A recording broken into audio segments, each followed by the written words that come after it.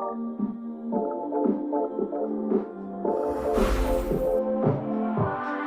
miss that sexy smile, looking forward to see you. I hope I will lose control. Love you every night, no checking the time, 'cause I was loving you all night long. I can let you go, baby. Hi, everyone.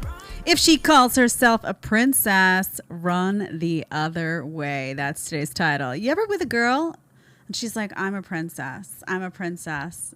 Hopefully you're not that guy that's like, oh yes, baby, you are. No, don't say that. She can't be calling herself a princess. That's a red flag. All right. So what are we going to talk about today? I'm going to react to a panel of feminists versus anti-feminists. There's a really cool channel. We can talk about that. It's called Jubilee. I really like it. I enjoyed it. I was having a blast looking at their stuff yesterday. I'm going to react to some of their stuff. I'm going to talk about how you can avoid toxic women because you need to know how to do that. I'm going to discuss why Bud Light's VP of marketing made a big mistake going woke. Oh, there's some trouble going on at Bud Light. I'm going to expose feminism's glorification of a woman's 304 phase. We've done that before, but this time we're going to do a little bit differently. And I'm going to dig into why the FBI is flagging terms like red pill. Did you see that? The FBI is now flagging terms. Red pill is one of those terms. We're going to talk about that. You know, the FBI is completely co-opted now, right? You know, it's not your grandma's FBI. Let's just say that. All right. Before we dig into this incredible show, I have to tell you, today's show is brought to you by Aura, one of my favorite partners. What are you doing to protect yourself right now? What are you doing to protect your security, protect your financial security, protect your passwords? Tell me. Get in the chat, tell me. If the answer is nothing, then I highly recommend that you try Aura, because I wasn't doing anything. And then I partnered up with Aura, and I'll tell you, I've been having some great success. And you know what? I also have a lot of peace of mind. Identity theft is so common that there's a new victim of identity theft every 14 seconds. 14 seconds, y'all. That's very frequent. It costs the average victim, I didn't know this, the average victim $1,000, a little bit over $1,000 actually, every time they're a victim of identity theft. You don't want to lose $1,000 plus. You don't want a headache. You don't want stress. You don't want to feel like your whole life is falling apart, because that's exactly what happens when you're a victim of identity theft. Heck, that's even what happens when somebody steals your credit card. That even happens when anytime your financial security, your passwords are jeopardized, you start to feel like what's next, right? Like it's a domino effect, and oftentimes it is. Aura is here to make sure that that doesn't happen. So what do they do, and why do I love them so much? Aura continuously monitors the dark web, looking for your emails, your passwords, your social security numbers, and it sends alerts to your phone directly or to your email if they find anything that looks suspicious. It gives you near real-time alerts, which I love, on suspicious credit inquiries. Like if someone was opening a loan or a credit card in your name, you want to know about it, especially if it's not you, right? That can be very scary. They automatically send requests on your behalf to data brokers to remove your information, helping to reduce the amount of spam and robocalls that you receive, which is a fantastic plus.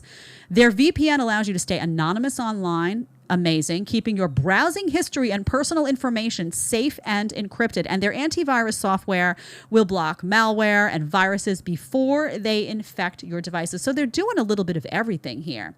And if you're not doing anything to protect yourself, what you might discover, which is what I discovered, is that your passwords are on the dark web a bunch of times. The first time I looked, I think they were on there 30 plus times. People I know 60 plus times. You don't want to feel like passwords to, your credit card, to your bank accounts, to wherever are compromised in any way. And here's the thing. If you don't know, you don't know. I'm telling you, you don't want to see your whole life crumble around you when you are the victim of that kind of theft. So here's what I want you to do. I want you to go to aura.com/Jedediah. You can go in the description, and I'll link for you in the description. You can click right on it. You're going to try 14 days for free. Incredible opportunity. You're going to protect yourself from America's fastest growing crime. And you're going to find out how many times your passwords appear on the dark web. Here's what I want you to do as well. To make it something that I can see, I want you to go into the comments and I want you to tell me how many times your password appeared. Was it 5 times? Was it 2 times? Was it 50 times? I don't know. I want to know. They have been incredibly helpful. In fact, you can set up these little guidelines with Aura, and you set up transaction limits, and they will send you an alert directly to your phone if there's a transaction limit above what you've set. Now, it may be you, and you'll be like, fine, but what if it's not? So it's just a way to have your eyes and ears everywhere, because at the end of the day, it's your money, right? It's your money. It's your financial security. Aura is a fantastic partner. Thank you for sponsoring this show today. I encourage everyone to hit that description and go check out Aura today and keep me posted. You never know. The Matrix is coming for you. All right. What do we have today? Okay, the show called Jubilee. I love it. I really do. It's a great channel. You go on and you see they have all of these interesting panels. And they had a panel of feminists versus anti-feminists that I clicked on. I was like, let me see what's going on here. Let me see, you know. And I click on it, and this is what you see. So we're going to go through some of this. 156 I thought was a fantastic moment that you don't often see unfolding in new media. 156, let's look. Define woman. Go, please. One of you. A person who their internal idea of what they are is a woman. Terrible definition. Coming from a lesbian, that destroys the very concept of our sexual orientation. Just saying that it's an idea. Why? Why? Why? Because you can't be connected and sexually attracted to somebody's brain. Okay. Let's make sure to so keep this is interesting. This is really interesting. And I always say, I have this conversation with a friend of mine, and she's always saying, like, lesbians aren't woke enough anymore for the trans folks. Like, you know, we're not cool enough for the gay pride parade anymore. This is just a lesbian who's just saying something very simple. And yet it caught me because of its simplicity and its truth. Like, hey, I'm a woman. I'm attracted to other women. I'm not attracted to men. Hence, define a woman for me. It's not just a perception, right? Because then I would be attracted to men, right? If a guy could just perceive himself as a woman and say, oh, well, I'm a woman because I feel that I'm a woman, then that lesbian is saying, well, then I'd be attracted to a man. And I'm not attracted to a man because I'm attracted to female anatomy. I am attracted to women. So do you understand how this went from like a live and let live type of vibe that we were all on, all sane people were like, sure, do what you want, to now it's just, you can't even acknowledge just basic reality. Lesbians are attracted to other women. Biological women. They're not attracted to biological men who think they're women. Sad she had to say that. By the way, nice jacket. I'd like to borrow that jacket. Just saying. Okay, number 2, 2049. Let's keep going. I want to talk about this concept of protection. We're talking about good men who are protectors. Who are they protecting us from? Bad men. Bad men, exactly. Yeah. And Or bad so- women. Bad anybody. I could Drive a car and it was a rhetorical. I guess. No, in some I ways a understand the point you were trying to rhetorical make. That's question, why I said what but you I'm wanted going me to to say. finish. So then, who benefits from men's bad behavior?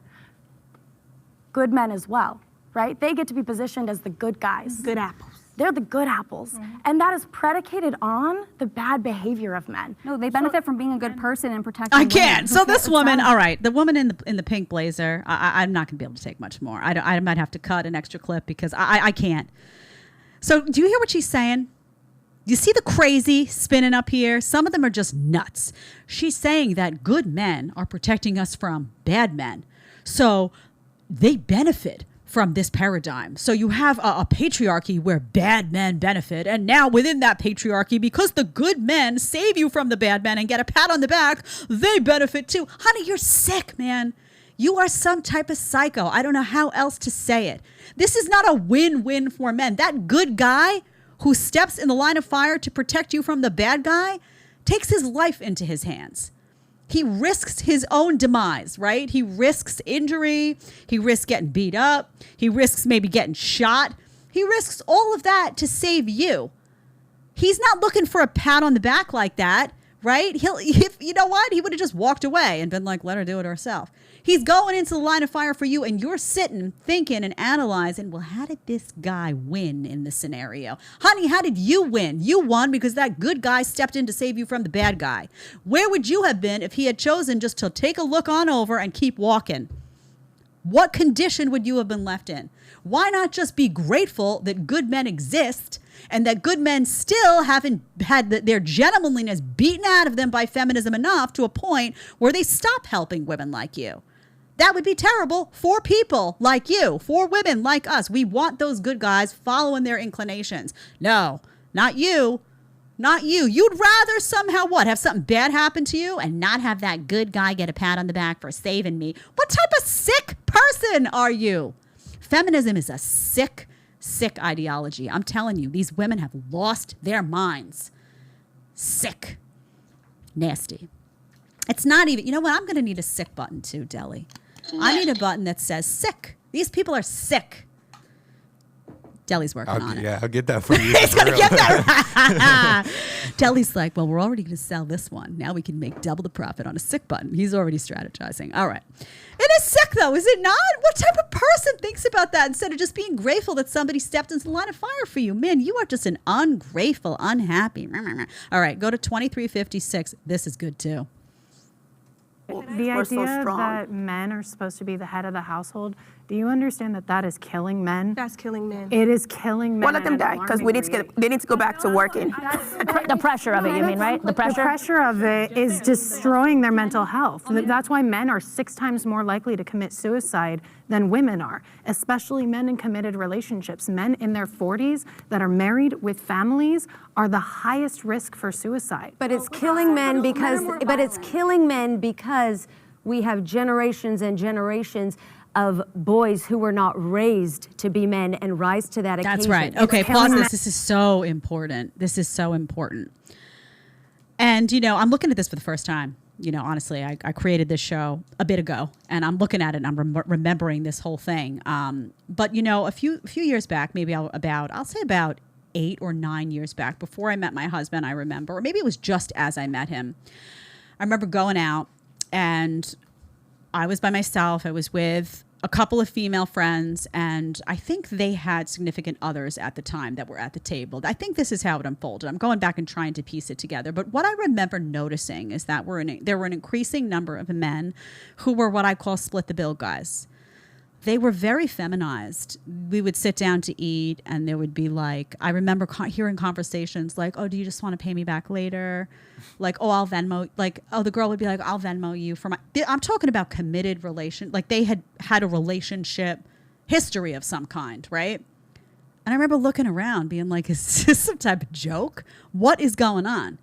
There was this like, guys they didn't know how to be men. Right? You never saw like, it was a period of time where I never saw like gentlemanly behavior. It was like no one was pulling out chairs. No one was picking you up. Guys were actually saying things like, I would never walk a woman home because women don't like that. They find it creepy.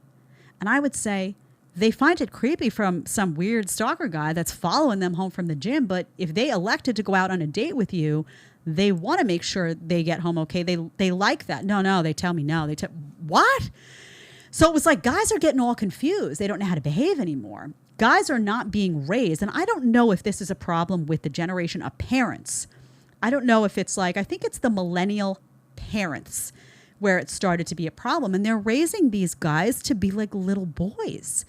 They raise them to be like, oh, you know, you should get into a house and everyone's going to split the bills and there's going to be 2 working people. It's very, very modernized way of thinking.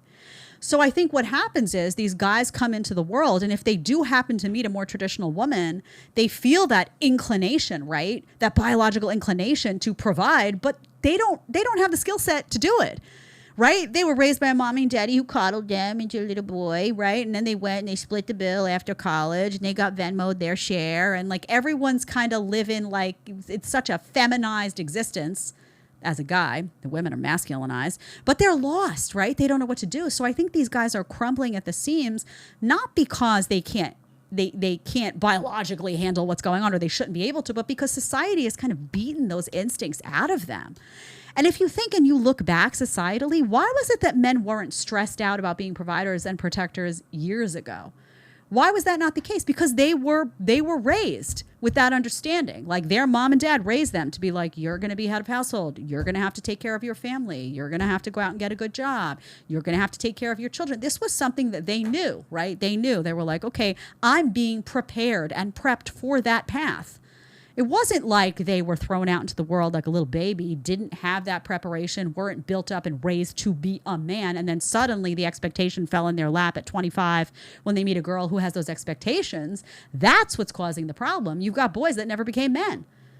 You've got a society that's beating the masculinity out of men. You've got a society that doesn't want to raise men, strong, tough men, that wants these feminized, oh, I took gender studies type of guys. Great, you took gender studies and you're fundamentally useless to everyone around you. Useless. So they're lost. These guys are suffering. That's why they haven't been raised right.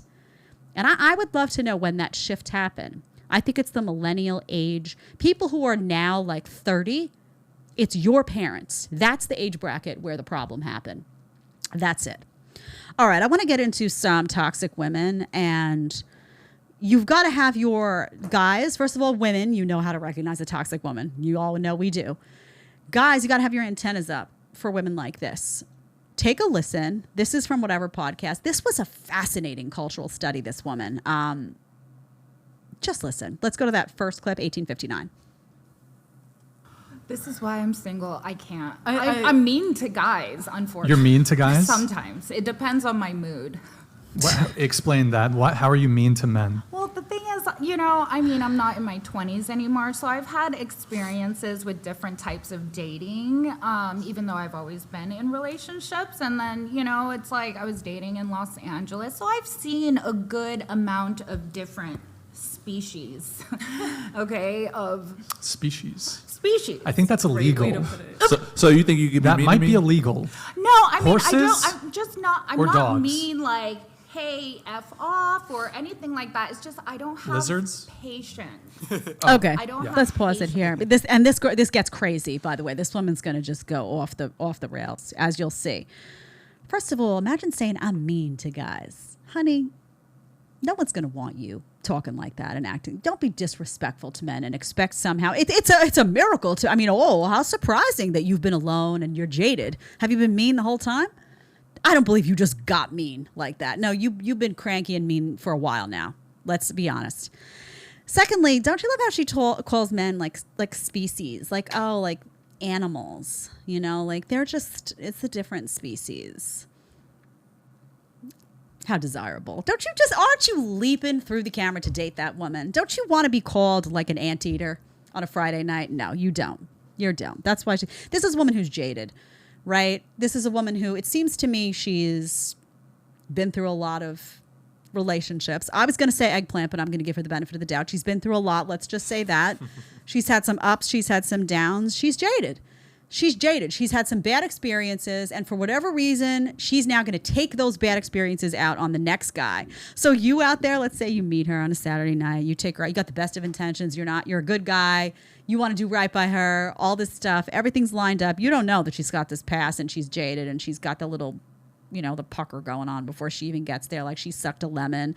You don't know that she's already thinking you're going to cheat on her, all this stuff. You show up with the best of intentions, you can't win. You can't win because she's already dark. And this is, again, why everyone's always puzzled when it's like guys don't want a woman that has like a ton of experience because they don't want a jaded woman. They don't want a woman who shows up looking like she sucked a lemon and is crabby and cranky. And who wants to deal with that? Imagine that. Species. Imagine if you said that the other way around. Imagine if a guy said about women, oh, species. Misogyny. That's the patriarchy talking. I can't with these women. Nauseating. All right, let's go to 112. She keeps going, but don't you worry. I had to listen to it, so do you. And you too, Deli. 112. Yes. So, in the perfect world, yes, like I, had a few opportunities to get married, but I'm very selfish. And just, like... At least you admit it. Huh? Yeah. And I like my sleep. That is why I've postponed from having children. Because I even cried when I got my puppy and he would keep me up at night. I'm like, oh my God, I made such a mistake. But like, I just postponed having overanalyze children everything. for sleep. You postponed having children for sleep? Yeah, like I'm selfish and I like my sleep. And so when I have a kid, that kid's going to be my life. Okay, right? Is there not something fundamentally wrong and weird and twisted about what this woman is saying? I throughout all of history, prior to, I call it the modern age, I would say like the last decade has been the decade of decay of womanhood, really, if you really zero in. I think it started after the year 2000, but I think the last decade is beyond the pale. Before that, for so long, you would hear women talk about wanting to have a family and wanting to have children. They couldn't wait for their lives to change.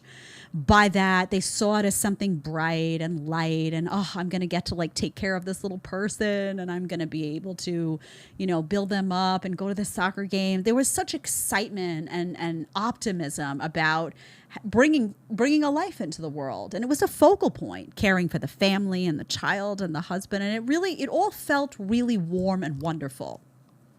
Now you've got women like increasingly selfish, openly saying, I'm selfish. I like my sleep. I don't want to deal with any of that. Imagine saying, I was upset when I got a dog because the dog wouldn't sleep and I got this puppy and it was crying and I didn't want to deal with it. Could you be any less appetizing to a man, honey? Guy's going to look at you and be like, oh, how appealing. A woman who doesn't even want to take care of her puppy because she wants to just sleep. Oh, what a beautiful mother to my future children. I mean, how unappetizing are you to a guy? Even if that guy isn't focused on children now, even if that guy isn't a guy who even knows he wants kids, he doesn't want a woman who has no nurturing chip at all, selfish and self-absorbed and kind of infantile, honestly. Honey, how old are you? You're not in your 20s anymore. You never grew up. Didn't you sleep enough when you were younger? You never grew up to the point where you want any responsibility, even a little puppy dog on the floor? That's unappealing. That's unappealing because even if you're not thinking about kids as a guy, you're thinking about that woman who's going to want to, you know, take care of things like around the house and get up and, you know, get breakfast cooking. And there's just a beautiful thing about that. Not some like, around noon, does a stretch. Can you feed the dog? Can you, I don't want, I just feel so tired. Like, I mean, these people, honestly, like, does she know she's on a podcast? People are going to see her. If this goes viral, let's say it does, at like Bangs did, people are going to see her and be like, oh, that's the one. Forget it. I'm out, you know. This stuff can haunt you. You're 30-something years old talking about how you're mad you're not getting enough sleep because the little puppy dog keeps you up? Honey, grow up. Grow up. Some of these women, I wonder if they've been on birth control too long. I'm not kidding. Like, there's something weird that happens chemically in the brain with the birth control. I don't know if they all got mad. My gosh. I understand, like, a little bit of selfishness every now and then. I get it. It's human tendency sometimes. But at this level? She's not embarrassed. Telly, she's not embarrassed to say that the puppy dog keeping her. I can't. All right, let's go to the next clip. Let's go to 224:17. Does he have to make as much as you or more? I would prefer someone that makes more because I like to be like wined and dined, like you treated like a princess. I don't drink actually, treated but like I like being treated like a princess. I want to make my own money, but I want you to be able to take me out. Wait, but do you make six figures? I don't know. I don't Question, think I'm a new nurse. Oh, I don't have enough of the closer to the mic. I don't have enough of like. Okay, let's pull. I can't, and you know the voice too. What is it with all of these girls that have a very like? Do you hear it too? It's like it drones on and on. I don't know what's going on there. Pills. Something weird, right? Yeah, it's like a. Pills. I can't. All right. So did you get that though? Her money is her money, and your money is her money. Isn't that appealing to you? So here's the thing. This whole like I'm a princess. I can't stand it. I can't. Now, guys, don't misunderstand. I'm not telling you not to treat your women well. In fact, I'm not even going to say, you know, oh, you shouldn't treat your woman like a princess. You want to be a gentleman, right? I think it's a beautiful thing when you have a woman that you really love and you do nice things for them and you pick up some flowers, take them out to a nice dinner. I am pro gentleman. What I'm not is doing that for women who are telling you got to do that for me. Right? I'm a princess. I deserve this, that. Honey, if you're a real princess, real princess comes from the inside, right? That comes from you're being a pleasant person to be around. You being a genuinely, authentically good person. You being someone that man can find loyalty in. You being compassionate and nurturing. That's what a real princess means. That shines through from the inside. And a guy is going to want to treat you like a figurative, as you call it, princess, because you're a good, fundamentally decent human being that he loves being around. If you're walking around saying, I'm a princess, I deserve this, blah, blah, blah. You ain't a princess, honey. You're a headache. You're a headache. Okay, and you're materialistic and you're always looking for stuff. Look at the combination of this. Her money is her money. Your money is her money. She's selfish. She doesn't like to, be woken up by a little puppy dog on the floor. She doesn't want kids because she likes her sleep. And she wants you to treat her like a princess. Could the red flag get any bigger? Seriously. And then she's like, I'm in my 30s and I'm single. How shocking, honey. We're all like, why? Come on. Oh, okay. I can't. Sometimes that's my emotional release therapy, Dr. G, if you're listening. Sometimes you just got to let out the emotion. I can't. Something so, by the way, unappealing about a very selfish woman at that level. Isn't there? Be honest. Isn't there something that's just like biologically broken about a woman who's like, the dog is crying. I don't want to be woken. I say, no, when I got a puppy dog, and I will tell you there is some truth to, I got my little puppy dog, Daisy, that you saw, that little munchkin. Oh, drives me nuts, by the way, but I love her. When I got her, she was 2 pounds, not even. She was this little fur ball, and she would not sleep, right? She was on the floor. I was pregnant. I got her when I was pregnant. And my husband was like, is that the dog, And I was like, come to mommy. Come with your little boy. I picked her up and, come to mommy. She slept like right in here. And when she'd cry, I will, come. I was just in love with that little cry because I was like, she needs me and I'm going to give kisses. And I couldn't wait to nurture that little dog. Yes, I had dark circles under my eyes. Yes, I did. But it was okay because the puppy dog needed me. And when I had a baby, you don't sleep for several months, right? Hartley was not a good sleeper. He was up constantly. I was doing the nursing. I did not sleep, but I would look in that little baby's eyes and I would be like, oh, you're going to wreck me, but I'm going to love every minute of it. Because it was this little munchkin. That's natural. That is what women used to do without being so broken and, I'm selfish. Somebody else take care of him. I heard a story once recently about... it was in the recent past that a woman she had a baby. Listen to this. She had a baby and she wanted her sleep.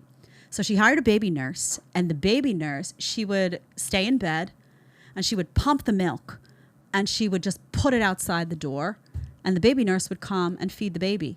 So she didn't have to really get woken up. And I thought to myself, nasty. First of all, you hear your own baby crying and you don't run to wherever that baby is, pick that little baby up and try to feed it. I mean, I don't understand like that. I used to hear my kid cry to this day in the middle of the night. If Hartley goes, I'm like, what is it, baby? What? I don't know what to do. So the fact that women are disconnected from that, something's broken in these women. And it's very, very disturbing.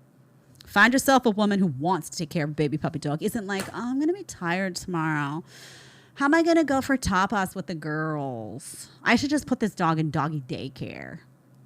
Run. Telling you straight up, run. All right, so we've got a 32-year-old woman here, number 3. She's showcasing why women are single. Let's listen to this. We can stop and go a little bit here, but she's talking about why she's single. Take a listen. I'm a single 32-year-old living in Los Angeles. And I'm not even dating right now. I'll be 33 in May, and I just don't care. I'm not even interested, to be honest.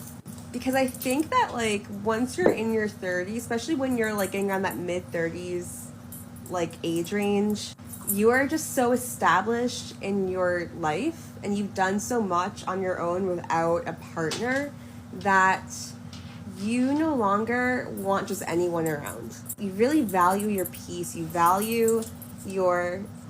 My dog's freaking out right now.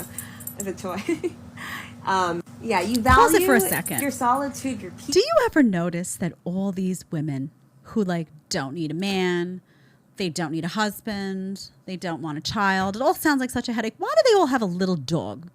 Do you ever notice that? It's like the little dog syndrome. You ever see them? The other day I came home. Oh, I can't believe I forgot to tell you all this.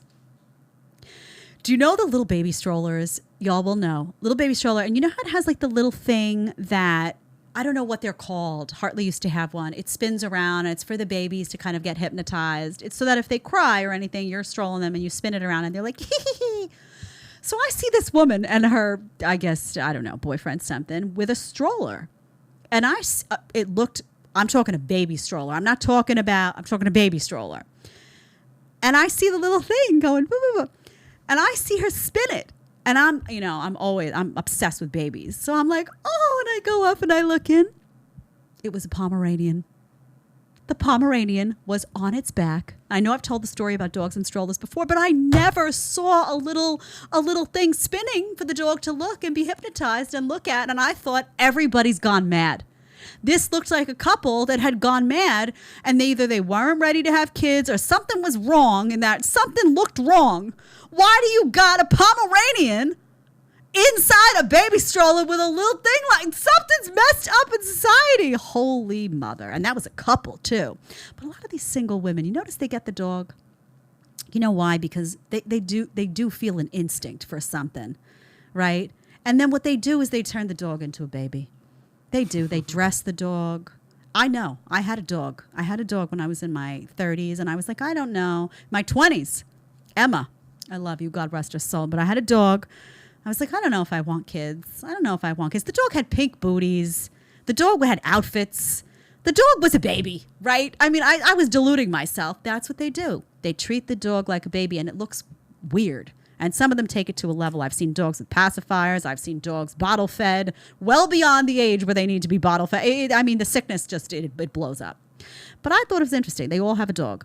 So here's the thing. Let's play just a little bit more of this. But I'm going to tell you what I want to tell you.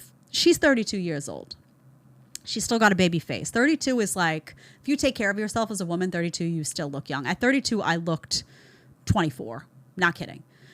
I had like the little baby face and all that. And you're not yet realizing what's going to happen. You know, you don't know where it's headed yet, because you still have like the same face and pretty much the same body you've had your whole life. So you only know one place and you're in it. Okay. So let's just play a little bit more of this. She's 32 years old. She's saying, oh, I don't know if I need, sure. Let's play a little more. You know who you are. You're content. Like, you have your own space, hopefully. And you have just created a life for yourself where you are very efficient on your own. So if you're going to have anyone in your world, like in your life, they have to contribute in some kind of positive way. I was talking to a guy like a year ago, and he made a comment to me about how he's like, I just feel like you have everything. Like what would you need a boyfriend for? And that's the thing. I'm not sure if maybe men want to feel need. It's funny because men want an independent lady, but they also want to feel needed. But at this point in my 30s, I've got it all down. I have everything on my own. I also really value having that autonomy over my life. I never want to have a man be able to just rip out the rug from underneath me. I've had that before, and it's terrifying. So yes, having autonomy and having my independence is really important. However, it's not like I need someone, I want someone. I don't want to need a partner. I want to want them. And wanting them means that they are an addition to my life. Okay, let's stop it because it could just go on and on. If you're doing a video this long about how you don't need someone, you need somebody harder than anybody else, or you wouldn't be talking like this. Nobody does if you just don't need someone, you don't talk about it. You know why? Because you don't need them. You're just walking around, you're happy, you're living your life. You're not making a video about why you don't need someone, honey. It's like, I can't. It's like no self-awareness whatsoever. So I think we can all acknowledge she's an attractive girl, and she's 32, and she looks, I don't know what kind of filters I don't know any of that, but she looks youthful to me. So this girl is talking like this at 32. I would like to hear her at 42, and I would like to hear her at 52, and I would like to hear her at 62 if she is still single, because she will not be talking like this. Because you know what's going to happen? Everyone around her is going to be paired up, and they're going to have families, and they're going to have holidays, and they're going to have children, and eventually they're going to have grandchildren, and they're going to have all of that stuff, and she's going to be sitting alone. And you know what? That dog, whatever dog it is, jingling that toy on the floor ain't going to be enough. It's not. The dog's not going to be enough. She's going to be lonely. And if she ultimately decides at 40 or 45 that now she wants to start looking for a guy, she's going to be hyper aware of the fact that she's older and Guys are going to be concerned about things. If they want kids, they're going to be like, well, she's already 40, right? What does that look like for me? That's just a reality, right? We can talk about just biology for a second. So her options are going to be less than they would be at 32, right? Vast majority of cases, and again, everybody always throws me, yeah, but I get it. I married late. I understand. But we have to talk about the norm, right? And for most women, the options will get smaller, right? Can we just acknowledge that together? So what's going to happen to a woman like this is she's going to get lonely, and she's going to look back on her life. She's going to wish she had made different decisions, and she's going to be sad, and she's going to get depressed. And I don't know hopefully she wakes up before then and something changes. But your body changes too, right? You lose your baby face. You're out at the bar and you're not looking like a 32-year-old. Maybe you're looking like a 38-year-old. You can still be very attractive, don't get me wrong, but it's just different in terms of what you attract in a dating marketplace. It changes. I think it's interesting that she says men want an independent lady. No, they don't. I don't know who you're talking about. Men don't want an independent lady. That's just not. No guy wants a woman who's like, I'm independent. I do my. The second you start saying that to a man, you know what they think of? Girls' night out. Oh, she's always going to be talking to guy friends on the phone. Oh, she's going to want her own separate life, doing God knows. She's going to vacation and be doing God knows what when I'm not there. That means that you don't want to have to account to him for what you're doing. You're looking to do something probably that you shouldn't be doing, or that you would be doing single, but you shouldn't be doing in a relationship. That's all they hear. That whole like, oh, I'm an independent woman. They're like, next. Bye. See you later. That's what I'd be saying if I were a guy. I'm not kidding. Because we all know you got to know the code words. And then this whole thing of I don't need someone, right? She talks about the guy who met her and was like, oh, what would you need in a guy? What would you listen, honey, if you're doing everything right again, you wouldn't be making this video. You wouldn't be making this video. Something's wrong, something's missing, because you're feeling the need to justify to the whole world that you're happy and content and you don't need anything. So say, why don't you just tell us what you do need? Because it's pretty obvious it's something, right? And the dog on the floor jingling the toy is the best part. So my hope is that these women wake up before it's too late. That's my hope. All right, glorification of the 304 phase is disgusting. Nasty. Okay? There is no planet upon which women should be told to act like prostitutes and told in some way that is empowering in any possible way. It's a sick, morally depraved culture that does that. So I want to listen. Let's go to 224. This is too much. I couldn't even believe this podcast. What's the title, too, of this podcast? Pull it up for a second, Deli. Let me see. I can't remember it exactly, but it's something. Horrible decision. Yeah, horrible decisions, which, by the way, they elevate. Let's go to 224. Let's play it. Your age. I ain't gonna hold you. A year makes sense if you in your 30s and maybe didn't experience it because you was in a long relationship. But to me, I think a lot of us had enough time to be in our whole phase, especially in our 20s, that I think a year is a good time. I wouldn't suggest someone to just be in their whole phase. See, I disagree. If you coming off a 5-year relationship, right? Now you already know what you want in love, what you want next, what your likes and dislikes aren't. You kind of need that year to just fuck around. I think we could keep having whole phases. I think I'm gonna have another one at 40. Yeah, okay. I think you can have a whole phase at any stage of your life. When you need to have that release, no pun intended, I think you should just give yourself the flexibility and the freedom to do what you want. At the end of the day, it's all about your choice. I always tell people, when people say, oh, is this person gay or straight? Are you gay or straight? You know what? I can't. These people are like, they're morally depraved people. He doesn't believe, by the way, Deli said he's feminine. He doesn't believe in paradigms of men and women. He just believes in pure fluidity, he clarifies later. So that might explain some of the oddness going on. Okay. So I love this.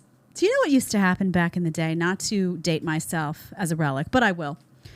Back in the day when you went through a relationship and something happened, whether it was a high school relationship, whatever it was, and you got hurt, you know what women used to do? I will tell you. We used to, call our friends and we'd cry it out. We'd wrap up in a really cozy, cuddly blanket and watch a romantic movie with a little box of tissues nearby. We'd eat pizza and ice cream and just try to make it go away. And then we'd call our friends again, and that's what you did. You know what you didn't do? Go spread your legs for a bunch of strangers at the club. You didn't do that because it wasn't glorified to do that. First of all, we all knew back then that it wasn't going to help you ultimately as a female feel any better because it was only going to make you feel worse. The last thing you need as a woman when you're coming out of a relationship where you feel injured is to hop in bed with people who don't care about you and aren't going to call you back the next day only so that you can magnify that feeling of injured over and over and over again. It's just like taking a broken heart and breaking it more every single day. Now, that implies, of course, that women still have their hearts and souls intact, which in the modern world is not the case. They've lost complete touch with their bodies, their hearts, their souls, and all of that in the name of feminism, girl power, sluttiness. Yay. And they're all miserable. So we used to know that about ours. We used to know, like, that's not going to, we weren't even drawn to that. In fact, you were so busy mourning that old relationship that you couldn't even fathom being with another guy because you were like, I'm still in this guy. You had to talk through the thing like ad nauseum over and over again with your best friend. That's what feminine women used to be like, right? I'm not saying every woman, but I'm saying the majority of women process things like that. Now it's like, oh, you just got out of a relationship? Go screw everyone. Yeah, you'll feel so much better. In fact, you'll be sad from the relationship ending. So just go have sex with everyone that doesn't care about you. That should make you feel amazing. On what planet, you soulless creatures? Are you so soulless that you can't fathom that that's going to make a woman feel worse if she's still got any connection to her body at all? Man, these women are sick. Oh, think about that. Oh, what are you getting out of that? And I know people will say, well, men do it, men do it. Again, men and women are different. Men and women are different. So yes, and you know what? Oftentimes, guys will go do that and they don't feel better ultimately. Maybe they feel better in the moment, right? They blow off some steam. They feel wanted. They get their testosterone out. But when they go home at the end of the day, if they really did love that girl they were in a relationship with, yeah, they got some of their heat out, but it didn't fix the problem. And they'll probably oftentimes wind up thinking, ugh, I wish I hadn't even bothered with that. Ugh, now this girl's going to be texting me. I wasn't looking for that. I was just, you know, it becomes, for a guy, it probably becomes more of a headache. For a woman, it becomes pain. It's hard as a female to go through that. Why do these women want to wreck what? You know why? They want you numb. Modern women want women numb so that they're just, sleeping with everybody, promiscuous, doing nasty stuff, disconnected from men. Ugh, broken society. Disgusting. This is the best part. Go to 320. Like, just be you. Like, be you. Be as free as you want to be, as long as everybody's consenting, legal, and STD free. And look, if you're into STDs, do your thing, Not if you into STDs. Some people out here fucking like they don't care. Just stick a bump in me. Oh yeah, they don't. They don't. I think everybody cares until you get your first one, and you're like, oh damn. And a lot of people don't had their care first ones and they because they realize it's just a pill. I caught my first one and went and caught it again 2 weeks later. a pill and a shot. To be honest though, taking a pill to make chlamydia go away. Is this really where we're at now?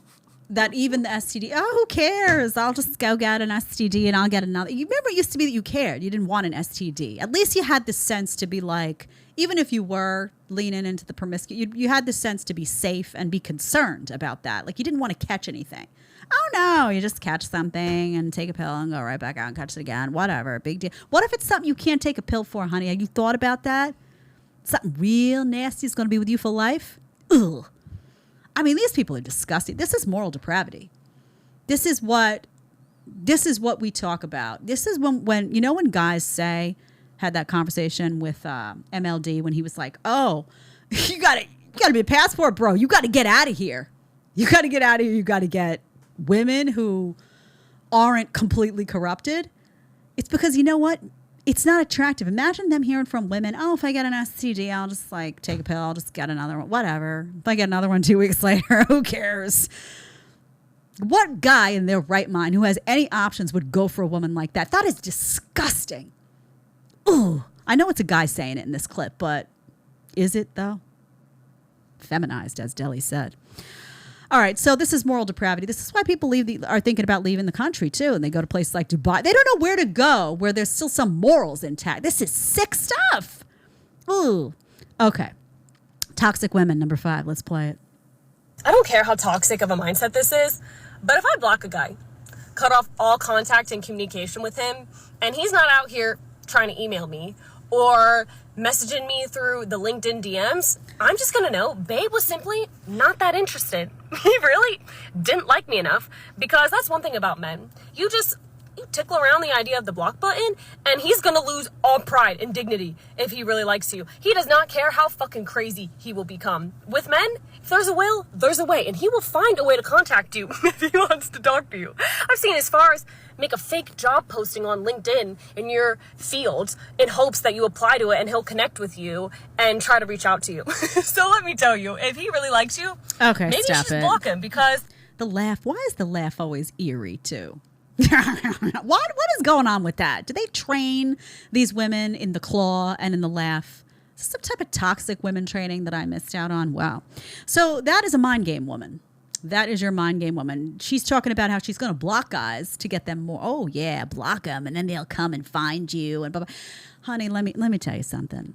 If you block a guy, first of all, if you block him for no reason, like you've suggested, he's going to think you're some type of psycho. And any guy with options is never going to look your way again. He's going to be like, oh, psycho alert, end of story, and never talk to you again. Never reach out to you, because he's already going to be talking to the next girl if he has options, and he's going to have forgotten about you already. And you're going to be sitting there wondering, oh, is he writing me on LinkedIn? Or no, honey, he's not. He forgot your name already. He forgot your name already. The only people that would ever do this would be simpy guys who had no options at all. And if you're a guy, by the way, whoever gets blocked by a woman, ever, and you go and try to find them and do all that, and you're like, oh, why isn't she talking? You just self-reflect, look at your life, and know you got to do better for yourself. You're doing something in your life that's insufficient that you would be chasing a girl that was playing mind games like that. Never chase a girl who plays mind games. If she's playing mind games with you on day 1, she's going to play them on day 10. She's going to play them on day 50. She's going to be playing them till kingdom come, as long as you allow it. Get out of that situation. Get out. But I've never known a guy who's had options that would deal with this. Oh, she blocked me. Let me go stalk her and do. Come on. Who are these girls talking about? What are you, dating a bunch of losers? Yes. Yes, you are. By the way, I want you to hit that subscribe button. Do it now for me if you don't mind. Hit that subscribe and hit that like button. And leave me a comment. Let me know if you're enjoying the content today, what you love, what you hate, what you want to see less of, and what you want to see more of, because I shape this show, as I always say, around you. It's less deli. Less deli? If you want less deli. I've seen some fashion suggestions for deli in the comments at times. You should try it out. Yeah, we should. We should do like every Monday, you're in this type of gear. And then, of course, then we'll have to buy the clothes. So that's another added expense. I don't know, deli. I don't know if we have the budget for that, but we'll see. PBD, if you're listening, we're going to need extra budget for deli's clothes. All right. All right. So Bud Light, y'all see the crazy that's going on there with Dylan Mulvaney and all that. We covered it, where they had Dylan Mulvaney, the biological man, in a female costume, you know, had all the operations, the hormones, all that, drinking the Bud Light. Anyway, they got a lot of heat for that. And Alyssa Heinerscheid, I don't know how to say her name, gave some information as to why this was all going on. You see that tweet? Del, you have a tweet? Okay, play the tweet. We're going to listen to her in her own words and then talk about what happened after this whole fiasco ensued. Let's play it. I'm a businesswoman. I had a really clear job to do when I took over Bud Light. And it was, this brand is in decline. It's been in decline for a really long time.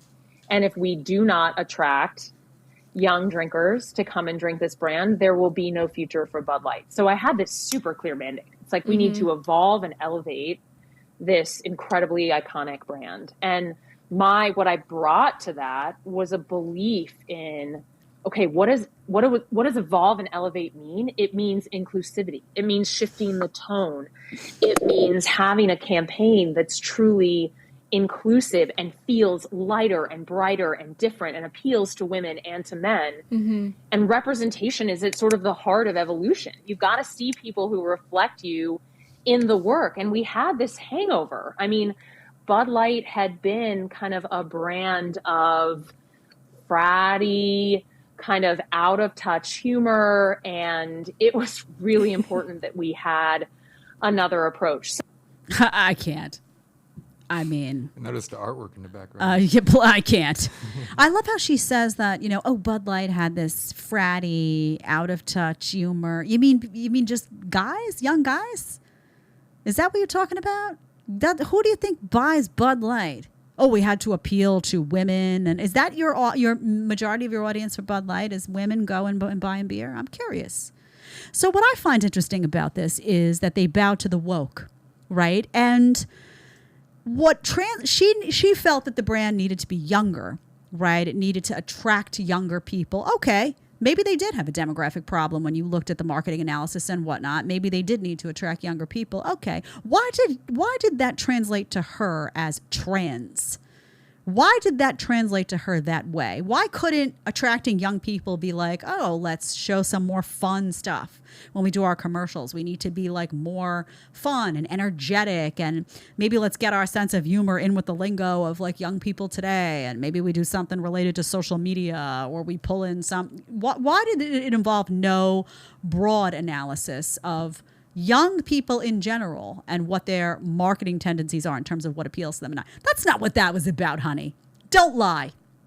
Don't lie.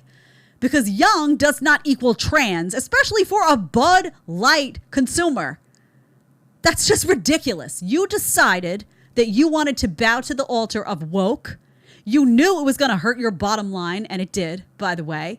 You knew there was going to be outrage, but it was more important to you, because you're a hard leftist, to bow to the altar of woke and to pretend that trans and Dylan Mulvaney was somehow representative of how the majority of young people feel, and it's going to make them want to buy Bud Light. And also pretend that it wasn't going to hurt all of your older customers who are looking at this like, are you kidding me? You think Dylan Mulvaney is the customer base of Bud Light? I am. Why don't you care about me? Why aren't I represented in any of your advertising? What a terrible business move. And by the way, she's horrible at her job. Horrible at her job. Because if you're catering to wokeism over your customer base, what are you even doing, honey? Just go work for some woke nonprofit. Are you trying to make the company money, or are you trying to bury them? Interesting. So, and Newsweek came out, by the way, after that with a headline that was interesting.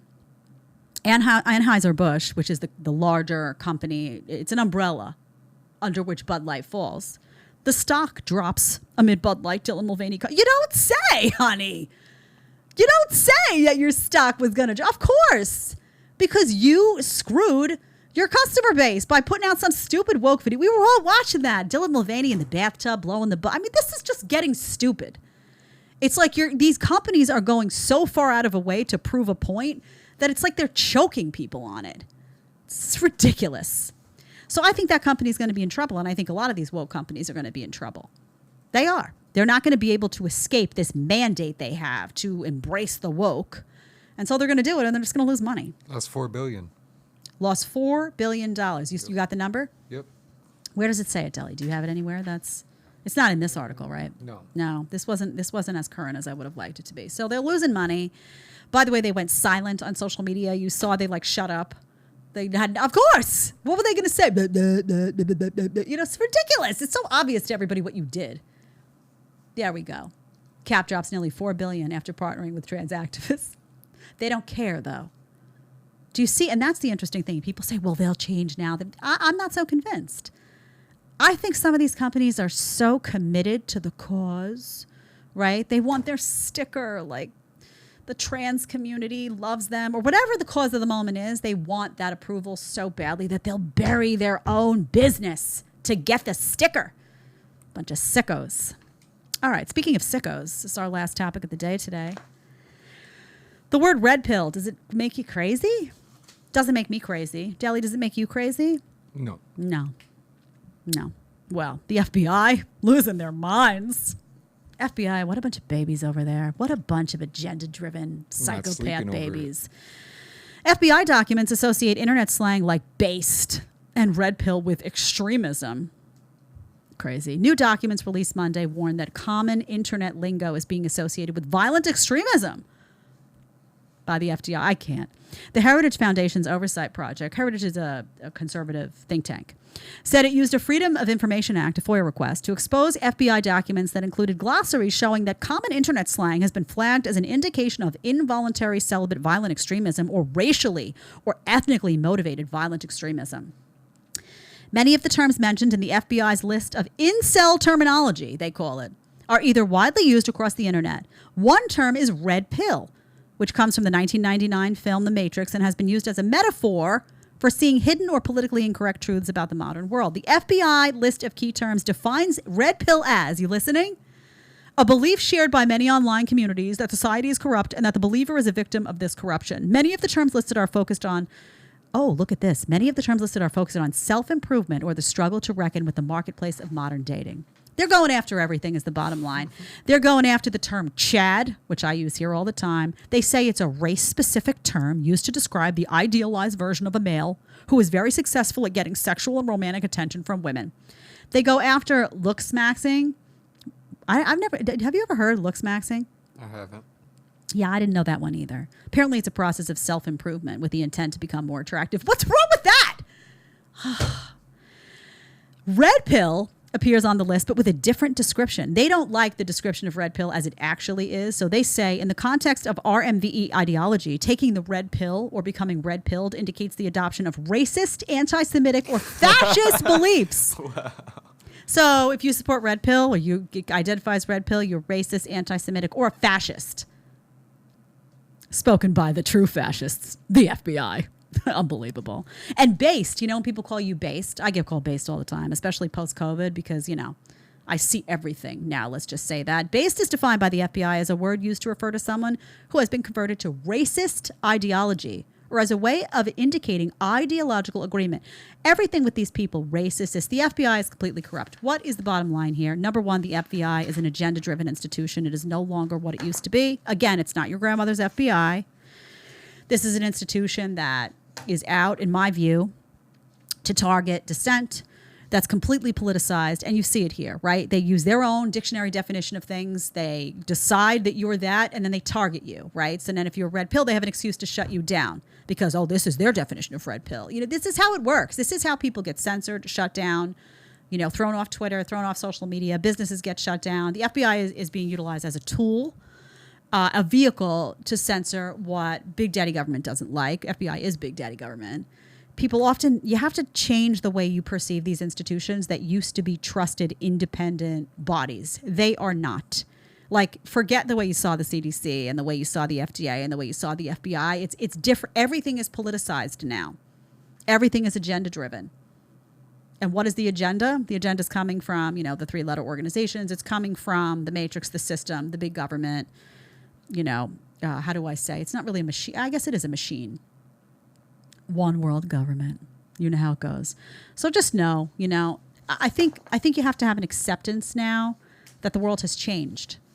And you have to opt. People often ask me, and I've covered this a lot before we close out for today. People say, oh, what about the military? Would you encourage your kid to go into the U.S. military? Not ever. That institution is long gone. Whatever you think it used to be, it's not. It's now a vehicle for control.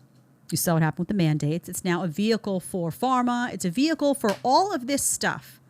Big Pharma, WEF, WHO, FDA, CDC, U.S. military, one world government. It's all connected. FBI. Okay? You think you're calling the FBI, and meantime they show up at your door and they're like, did you use the word red pill on your podcast? Called him a Chad the other day. I saw that. Did you call Deli a Chad? We're going to have to cuff you and take you in. Ladies and gentlemen, that is the FBI in 2023. Welcome to Injustice. All right, everyone, thanks for being with us. Hit that subscribe button, hit that like button, and I hope you have a fantastic weekend. I know I will. Bye.